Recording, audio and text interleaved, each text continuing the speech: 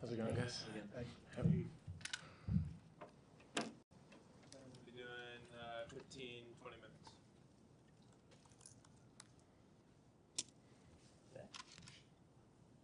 So what was that like to look across the net and see like a younger version of yourself? I don't know if it's a younger version of yourself, but big guy. I mean, you're 3 years older than him. Yeah, definitely an interesting comparison, but I see what you mean. I was just in the locker room talking to somebody saying, yeah, this is the first time I've played someone who's younger than me and not around my same age. Like, I've played Carlos and Holger, who are like a year, and Arthur Feast, who's like a year and a half, but 3 years younger. It's really impressive what that kid is doing and brings to the table as an 18-year-old. He's definitely pretty far ahead of where I was at 18 years old. Did you use that against? Do you think there was a way of using that against him? Do you think your experience came into play in like the second set or in the third set, or was it just like a maybe a little bit down the stretch? I thought I did a good job of amping up my energy at the right times and getting the crowd behind me, and I definitely felt like the momentum shifted towards the end of the second set. I don't know if that's experience or just being here in front of a American crowd who I had a lot of support, and I think it's kind of a different feeling playing someone who's younger than you. It's important that you try to flip the script and not have it feel like this guy's coming after me, but no, I'm still coming after him. That's the mindset I try to have when I play older guys, like the underdog or the young guy coming after them. And so it's important for me when I play guys younger than me to not feel like they're coming after me. And I wanted to ask you about the trio of Tommy, Taylor, and Francis. You've had a chance to play all of them now, and you've spent some time around them, especially in Vancouver, where you got to see probably the lighter side of that group. And I just wondered if you talk about what that environment is like, especially kind of on the humorous side when you guys are behind the scenes, and also what kind of influence they've been on you. Yeah, I think we're all pretty good friends, not just from Laver Cup, but just being out on tour. We go to dinners together for one another's birthday every once in a while.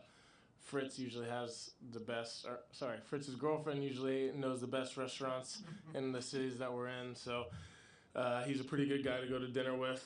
But yeah, I think we have a great group of Americans, not just including those guys, but others as well who I like hanging out with, and there's always good banter.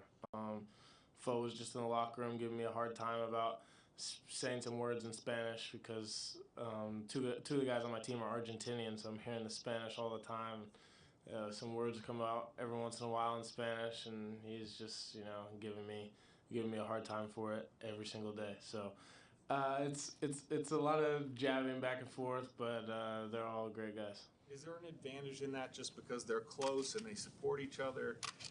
It's not like they're not talking to each other in the locker room. I mean, do you feel like that whole group tries to pull each other up? Yeah, I think it's a balance, right? At the end of the day, we're all still competitors, and when we go out to play against each other, whether it's Tommy in Dallas or Fo at the U.S. Open, Fritz here last year, there's not the friendliness or, I mean, obviously we're respectful, but on the court we're competing, and we're competing at the highest level, as all of us have shown. But I think off court is something a little bit different than on court, and there's definitely a balance. You mentioned the crowd a little bit. How you work with the crowd a lot. We see you interact with them. How important is that for you to have a crowd behind you? Does it affect your match in any way? I don't know how much it affects me. I think it's a positive for me to have a crowd behind me, especially, when things are going great, things are going great. But when things aren't going so well, I wouldn't say they were going terrible, but losing the first set today, to have that crowd behind me or supporting me and kind of urging me on late in that second set before I got the break, I think it's a huge plus. But I'm used to coming through the college system. I'm used to it being on both sides. Sometimes you go into a hostile environment, and sometimes the hostile environment is behind you. So I enjoy playing in front of big crowds, whether they're with me or against me. You mentioned the Argentinians on your team, movement guy, right? Yeah. It's very. What do you work? Bringing him on and working with him. What has that been like? And was that you, your dad? Yeah, he's been a huge addition to my team. He was at the USTA a long time ago, and he was his group was Tommy, Taylor, and Francis from like 13 to 17, something like that. And then he went and worked for Tennis Australia, and he was kind of just transitioning out while I was looking for a strength and conditioning coach. And he's been a huge addition to my team. He's helped me a lot on the movement side. He's helped me on the strength side, and he's just one of those good guys to have in your corner who shows up to work every day. He loves his job and is just truly a team player. So, all three guys that I have in my corner on my team have really helped me in the last year. Speaking of your colleagues or players close to you, Abdullah Shobe, he is your former college teammate, right? Mm-hmm. And he has been coached by your father back in the college. So how do you see his progress he made last year? Yeah, I think it's been really cool to watch. The year that we both turned pro, we were actually supposed to live together, and he's doing great. He's another young kid with a lot of skill, a lot of ability, and from what I've seen, he's been working really hard lately. So cool to see his success. I'm not sure what his ranking's up to now. I think he's top 200 though, and I think that 180 or something. Okay, yeah. So I think that he'll continue to rise. I actually didn't see him here. Did he play here? No. Oh, he didn't play here. Okay.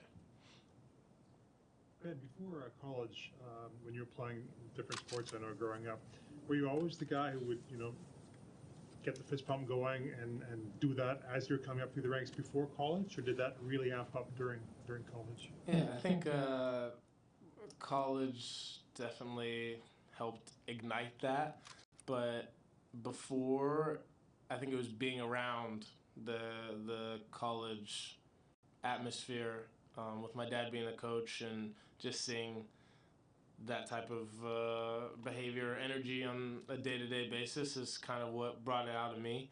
I always enjoyed, from being a little kid, no matter what sport it was, just competing and really getting into whatever I was going to do. My parents put an emphasis on only doing things if I was going to do it at 100%. There was no reason in wasting money or wasting my time if I wasn't passionate about what I was doing. So I think that passion comes out when I do things that I love out here on the tennis court or any other sport that I'm going to be playing. You mentioned after that you played basketball in your spare time. A lot of players sort of would go near that for.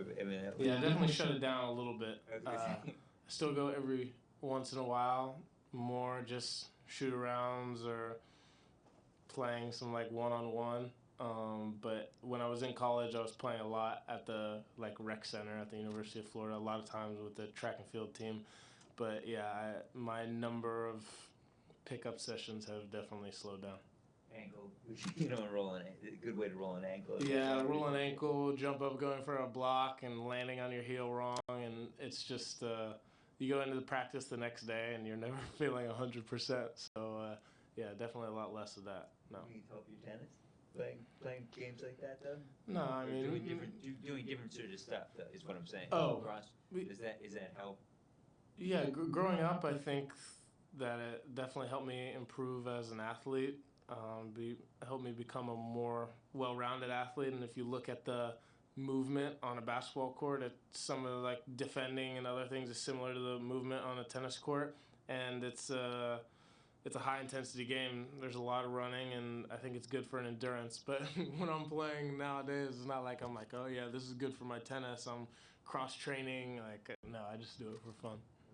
And as you spend more time on the tour and see what it takes week to week to maintain level and try to be consistent, do you marvel more when you look at some of the guys like maybe Novak or Rafa that they've been able to sustain that over such a long period of time? Yeah, I think it's crazy because there's two big aspects of it. One, obviously, the physical. You can be worn down, tired after weeks. I think scheduling is also really important with that. Not, you know, being in the finals or winning a tournament and flying to another continent and playing right again the next week. I think that's important. And then also mentally, you know, it's like how motivated are you? What really drives you to go out there and play each week, because I think it's easy to lose motivation when you've won so much or you're financially stable or you've accomplished some things that you want to accomplish, ticked off some goals. I think it's easy to get lackadaisical or kind of put on the brakes on striving to get better and improve things in your game day in and day out. And obviously the greats are able to come back the next year and do it again. You know, the Novaks and the Rafas, the Rogers, the Kobe Bryants, the Michael Jordans. You know, just like each year it almost seems like they're getting better and continuing to improve. So I think it's really mental. And you've been to Indian Wells now a couple of times, and I wonder what you think of Indian Wells now. What did you think it was going to be, and has it kind of lived up to that, or has it been different to what you thought it was going to be? Yeah, I think really similar. It's obviously a beautiful place and things are convenient here, you know, not being in a big city for a change. Usually our tournaments are in bigger cities. So I really enjoy it here. It's peaceful. It's a beautiful site. Actually, the first time that I was supposed to come out here was during COVID. I was going to play Easter Bowl, and I think that all flights got canceled like 4 days before I was supposed to come out here. I'd gotten a wild card, and it was going to be like my first time playing in ITF. So I was pretty bummed about that, but happy that I'm able to play in the big show here now. Have you thought of the Today you lost the first set, and then how did you?